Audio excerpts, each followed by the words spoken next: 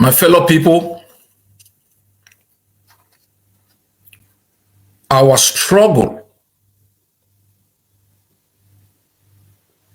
is a struggle far bigger than any one of us. Our struggle is one that captures the collective pain of a people. Our struggle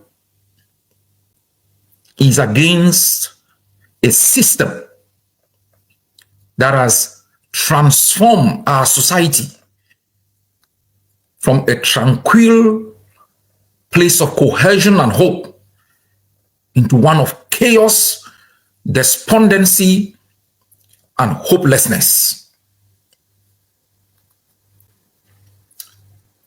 And that this struggle is not simply limited to the desire of an independent state, but far more focus on the issues of education, respect for human rights, respect for our tradition, economic opportunities, hope for our people, being citizens of a country where you can be proud of, the right to vote, to be voted into office, to hold any position based on merit, and most importantly, not to be treated as a stranger in your own country. For 63 years, a section of our society has made the determination that we must end Cameroon's occupation. A small minority paid by Cameroon, hired by Cameroon, sometimes supported by external actors, have insisted through violence and manipulation that we must remain as slaves. My role as your leader is to make sure that that never happens, and that you must become the sole owners of your country, and you must be in a place to determine the future of our country. Today, I want to talk about three things, and I'll go straight into them. In 2020, Dr. Akwanga declared a unilateral ceasefire.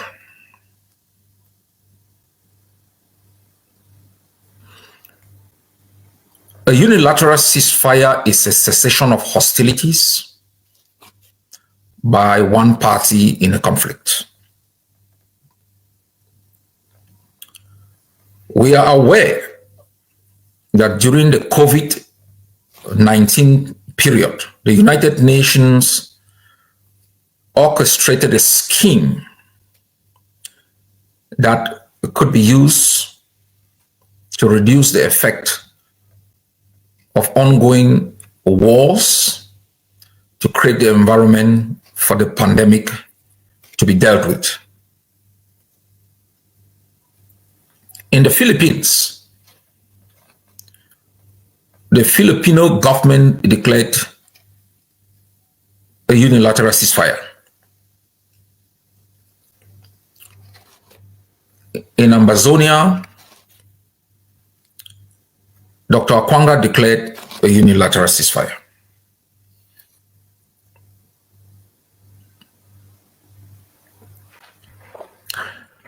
Now, during that period, I made a speech and I explained detailedly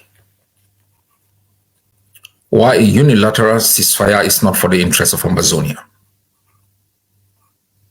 That this is not a border conflict. It's not a conflict with another state for a stretch of land between the two states.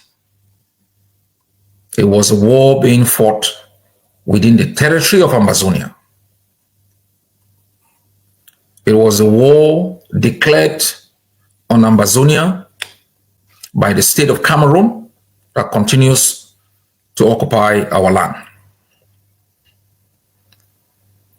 And that the primary reason why we took up arms was first to defend our people and to protect them from the scorched earth policies of Cameroon. It was not primarily for the liberation.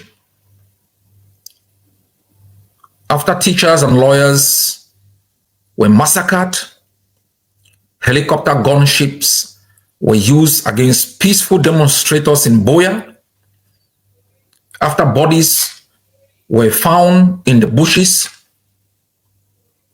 after 60 years of these approaches, where students are murdered for taking part in peaceful demonstrations, people are kidnapped and deported from the common law system into the civil law system, it was necessary for Ambazonians to arm themselves to protect our people and our villages,